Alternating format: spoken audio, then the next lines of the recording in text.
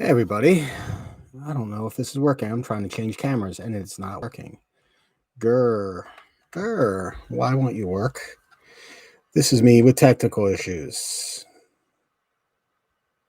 How do I fix that? I'm going to get upset in a minute. I don't want to get upset. How? Just work. Hi, Stephanie. How are you? Hey, Alyssa. I don't know which Alyssa that is, but hey, Alyssa. I have several Alyssas, so I hope you guys are doing okay. I am having a major technical issue, and it's about to drive me insane because I'm trying to switch to my good camera that I bought, that I spent good money on, and it won't turn on. And I'm betting that you guys know how to fix it better than I do, but that doesn't really help me right now, does it? Let's see.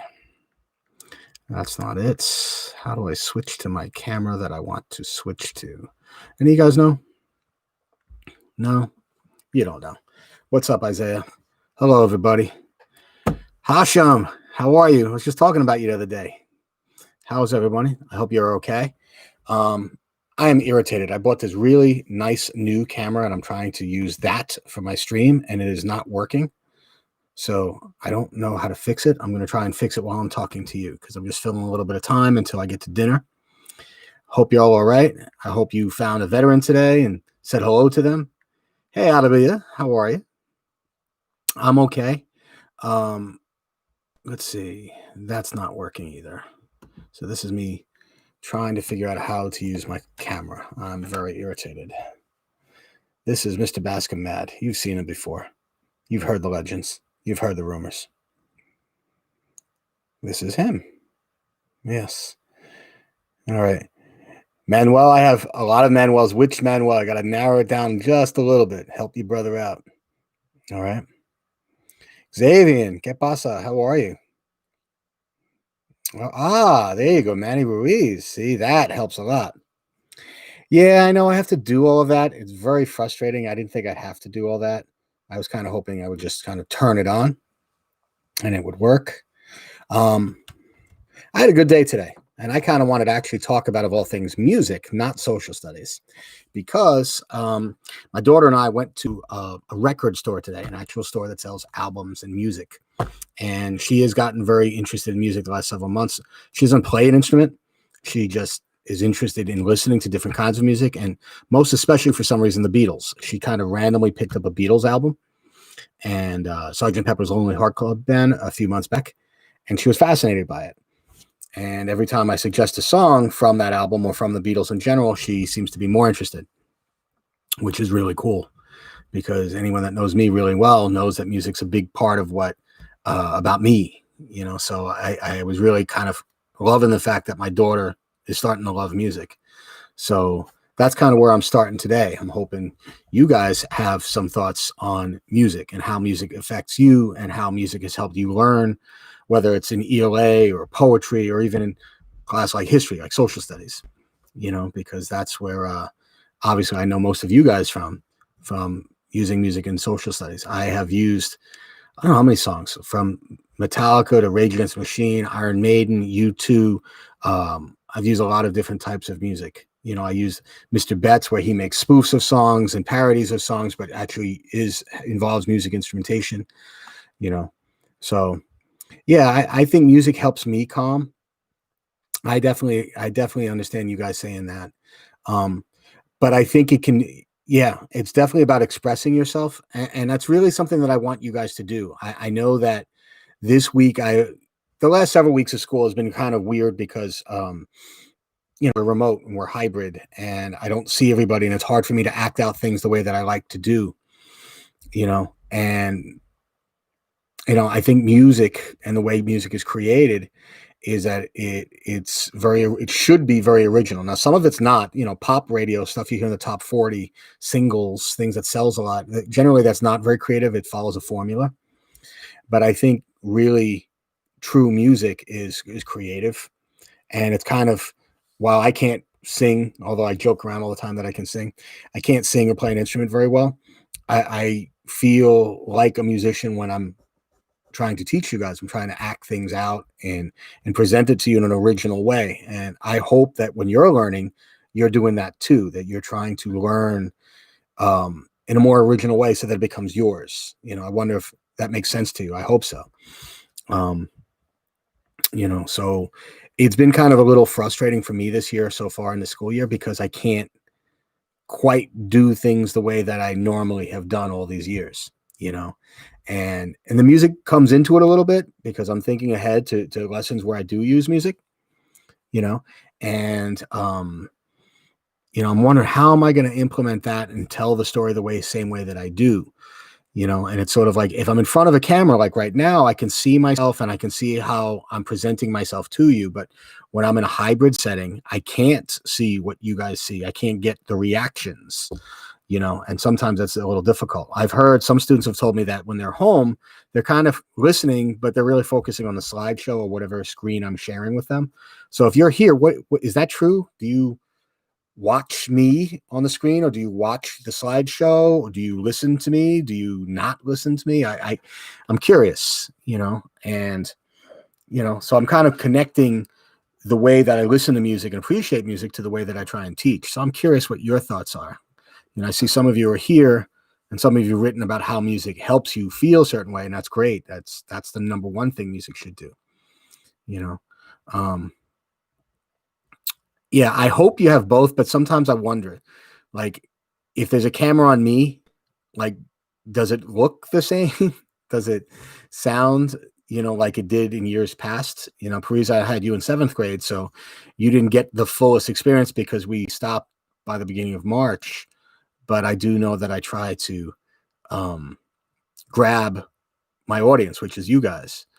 So I'm just curious for those of you that are learning, even if you're not learning from me, if you're not in my class anymore, if you're learning from your teachers this year, are you focusing on them or the slideshow, on neither, on both? How's that working for you? I'm looking in the comments here and, write what you think. I'm just curious. I'm not going to be on here a ton of time, but I would like to get some of your insight. And hey, Olga, how are you? And, I see there's maybe 13 of you here. It's not a lot, you know. Okay. You have the slideshow in the Google Meet up. Okay, that's good. But I'm wondering, because I know for some teachers, they don't really talk very much and they don't really present. And a big part of what I've always done when I teach is I do present. I do sort of look at you as an audience, not just as, a class. And I want to present the material in a way that's engaging and fun and accurate and keeps you interested. And so what I'm asking now is that still happening? Do you see that happening in my class? Do you see that happening in other classes? Because as I think about music, it's like someone who's in a band, they need an audience. They need the audience to clap at the right times or cheer at the right times or kind of react at a certain time. I love music. It's a big part of my life. And whenever I'd see a live show, I can't imagine not clapping at the right time or not singing the song or not throwing my fist or throwing up the medal or, or dancing at the right time, just kind of passively watching. And sometimes I got to admit, I feel sometimes like the audiences in this hybrid setting, like a lot of the students are just kind of passive, just sort of, yeah, yes, no, yes. You see like that. And that would suck. I hope you're not doing that. I hope you're trying to get more out of it. I hope at least, I can't speak for every teacher. I'm only speaking for myself. I hope when you're watching my lessons that you're expecting more than that and you're getting more than that, So other thoughts, out of the way that helps. She says she's focusing on both, and that's fair. Manny says that that's Xavier. Xavier says music helps him keep thinking about what he's doing. But now let's try to connect it sort of somehow to teaching, to learning. Are you paying attention to the teacher, to the lesson, to neither? Or are you just doing it independently and you're just there for attendance? Tell me what you think. Be honest. This is just for me. I'm not sending this to the Miss Gilligan or whomever. So just curious. I think so too, Adelie. I always tried to talk more than just present the slideshow. My only thing is like Angelica here is saying that she listens to music while learning the lesson online. And I don't know if you can really do that. That's, to be honest, like I know from my class, if I'm explaining something to you or we're going through something together, if you're listening to music, you're distracted. You're not really listening the way that you think you are. You know, I listen to you, and then Parisa says, "Yeah, I listen to you more." And then once you're done, I read the slideshow, and then maybe after class, I go back, make sure I understand. That's kind of what I'm hoping for. Yeah, I think while you're reading or writing something, I can definitely see listening to the music. Like I will do that when I'm putting together your lessons for the week and plans for the week and my slideshows or grading things. I often have instrumental music on, ambient music. And because I don't want to get too distracted, so I won't play my favorite music necessarily, but it's just music to kind of keep me calm and keep me moving. But if I'm actively trying to read something or learn something new or partake in a lesson and collaborate, I can't be listening to music. And to be honest, neither can you. You might be tricking yourself by saying, but you're not. You're busy looking for the right song to put on, and music is very nostalgic. It reminds us of a certain moment, things that make us happy, or times that made us laugh or cry or whatever. And if you're busy looking for the right song during a lesson, then you're not really paying attention to the lesson. You're just thinking about that moment, and you're trying to do both. It's kind of like when you watch a movie and you're on your phone at the same time. You think you're doing both, you're not. You're kind of tricking yourself. You're not giving your best effort to focus on that move, that reading, so you're not getting the fullest effect of it. And it's kind of like when people drive. Most of you don't drive yet, but you will soon enough. There are so many people out there that think, oh, I can fully concentrate on the road, and I'll just send this quick text, or I'll just look at this quick video, or I'll just like this post that somebody else put up. And you think you're not distracted, but you're distracted. You'll never admit it because that would change the whole way that you do things, and you'd have to accept the fact that I have to not do this anymore. But we don't like doing that. We like the idea that I'm multitasking, so I can do both. Yeah, Parisa, I'm with you. Like, again, if it's a calming music in the background to kind of keep me there, absolutely. And I'm glad you're doing that too. But I don't know that everyone is. And it's funny. I kind of started this today talking about music and what do you think of music? Let's see. I'm seeing Adelia says, in my classes right now, when the teachers speak, I find that I'm more into the lesson now than when we were doing the do now work or independently. They put on some instrumental work. So you want to hear the teacher, and I appreciate that. Adelia, you were always a really good listener. That's kind of your best way of learning, I have found in the 2 years of teaching you, that you kind of want to take it in that way. And most students are that way. That's good. Which, by the way, Adelia, Mr. O'Keefe, I coached football with him, and he said that you shouted me out a few months ago. So thank you for doing that. That you said you liked my class. I appreciated that. He told me. But my thought here is part in bringing up the music. Like, are you being good audience members? Am I being a good presenter of the material like a musician? And then the second part of it was more about how are you taking in these lessons, like as an audience member? Are you actively listening, or are you just sort of passively listening? Like the teacher's talking, he's droning on, but I'm not really fully locked in. You understand? That's kind of what I'm wondering about. And if you're not fully locked in, if you're not fully paying attention, hey, Jackson, how are you?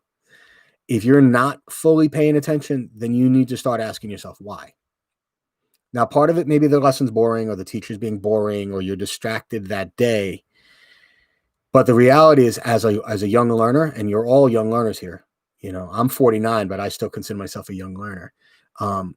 As a learner, you need to sort of be willing to commit to that learning process, even if it's a little slow, even if it's a little bit drawn out, even if you know a lot of what they're saying, and you have to fight off that desire to be distracted. I think it's better if you go to school. Obviously, we all do. That's kind of what I've been fighting with. Like right now in VNA, my 8th graders, because they know me from last year, it's been a little bit easier teaching the 8th grade than the 7th grade right now. And I found, like, with some of the 7th graders, I don't know. I can't tell if they're locked into the lesson. Sometimes I can't tell if they're really paying attention because they're not asking as many questions.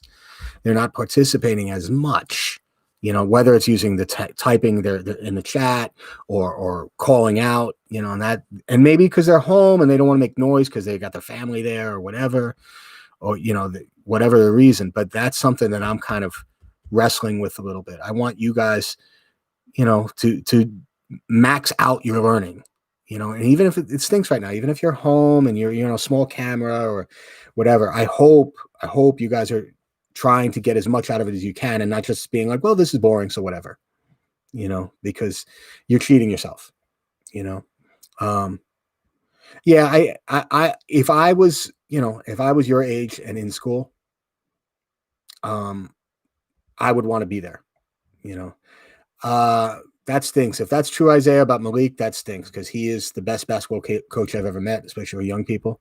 But it's also where, he has to do what's best for him and his family. So if he is leaving, it's probably for a really good reason, I'll talk to him about it, but I didn't see that email yet,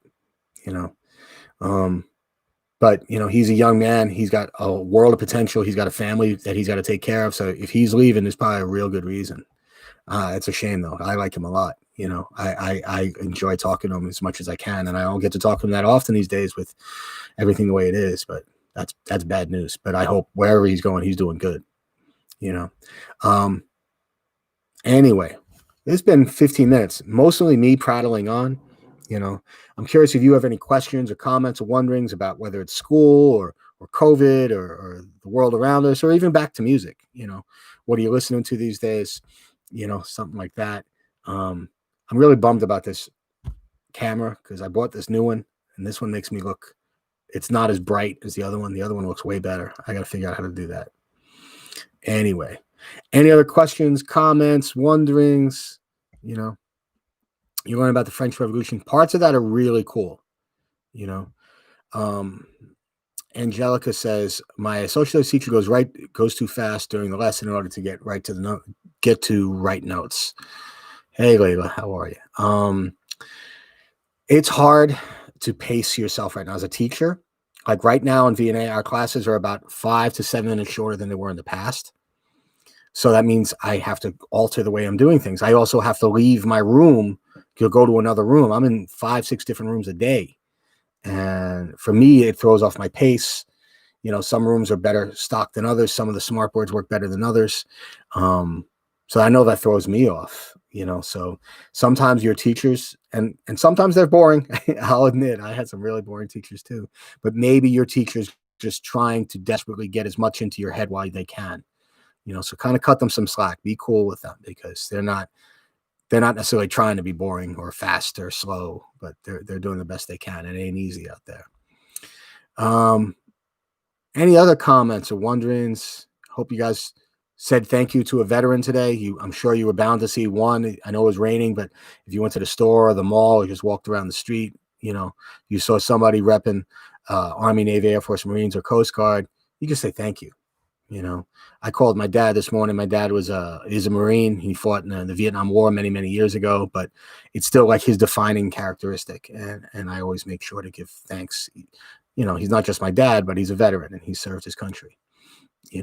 Some of you, who knows, a few years from now, that might be you. I have a lot of former students that have served or are serving in the military right now. Maybe that's your calling. Who knows? Anyway, if there aren't any other questions or comments or wonderings or discussion points, I'm going to stay a few more seconds and I'm going to be out. Let's see. Lego says right now it's online.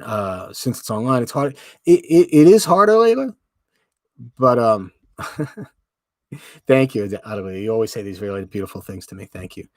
But I also feel like for students, you have to be strong enough to tolerate that change, be patient, and like, I'm going to be locked in. And that's kind of where I started. If that teacher's going too fast, if that teacher's not moving around, if that teacher's not telling a story, if that teacher's not teaching the way that you like, or maybe the way that I once taught you, you have to tough through that. You understand? I'm hoping you guys aren't the type that are like, oh, Mr. X or Miss Y is boring, so I don't like the class. There's still knowledge there for you to take from that. And it is about the knowledge. If you take the knowledge, the grade will come, but you got to take that knowledge, you know, and be that a good audience member. I started off talking about music. When a musician plays or an artist plays for an audience, there's got to be that give and take. If I say something, I got to see you take it and like nod and respond and agree or disagree or bring up something. If you don't do that, sometimes it feels like the teacher's talking to an empty room, you know. And I know for me, as somebody who prides themselves on trying to get students engaged, there's nothing worse to me than when a class just I say something to the class and they just kind of sit there and go, mm-hmm, yep. I'll go, are there any questions? And the worst is some students won't say, no, there's no questions. They'll just go, it's like, dude, say something. Say, nah, we got it, Mr. Bascom. Thanks. Like, I'll even joke around. I do it all the time. Like, thank you, Mr. Bascom. I completely understood what you were saying. And then, like, Eric or some of my other students will joke back and say the same thing. But always try to give something back to your teacher. It's like saying Roger or copy, just to let them know that there's somebody on the other side, especially when you're not there live. Like, I'm lucky I get to see Isaiah every day. And Isaiah always has something back for me. Like, he's one of those students. And Isaiah, I'm giving you props here. I love teaching Isaiah because I know he's paying attention. I know he's listening and he's there with me every day. But not most people aren't in that spot, so your teachers really kind of need to hear back from you and, let know that, all right, I'm there. I got it. Maybe not as good as you wanted, but they need to hear that, I'll say this. I'll say this because when we started online class, I wasn't really paying attention. Best thing is you get up in the morning, change your clothes, and feel like you're in class. Yeah, you have to make that effort. You have to literally get up. And Olga, yeah, you're a senior. My gosh, I'm old. So yeah, different. It's different as senior in high school because you're preparing for college. You're preparing to finish. And you're sort of at the end of one major part of your educational career. I mean, hopefully you keep going to college. But yeah, that is a different experience. But a lot of the kids that are here today in this meet right now are in ninth grade or 10th grade or 11th grade, but you're in 12th. So that is a bit different. Anyhow, all right, listen, guys, this has been one of my longest ones. I haven't done this in months, but it was kind of fun, because at least, and I really appreciate, Adelia, you wrote a lot today. That really helps because I feel like I'm talking to somebody. I have to figure out how to do it live. Like I tried it on Instagram the other day, but nobody talked to me there either. So, but I like having that conversation. So I hope you're all doing well. I hope if you still have a chance to say thank you to a veteran today, you do that. I hope if you have homework for any of your classes that you get it done. And that would be a good idea. Who is Critical Bliss? I don't know who that is. I know I don't like the Strokes, though. I don't like them even a little bit. They're kind of terrible to me. But I respect that other people like it. But for me, that's not my kind of music. It doesn't. They don't do it for me.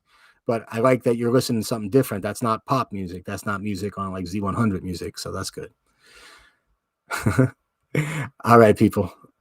Oh man, that is you. All right, because you see, I don't know you by that name. So Manny's listening to the Strokes. That makes sense, Manny. You always had a very unique way about you. Like I knew you would not be the guy listening to top 40 music. I knew that from the first time I met you 5 years ago. So that's cool. I like that you're doing that. I don't like that music, but I'm glad you do. Because at least it's different. At least they're playing their own instruments.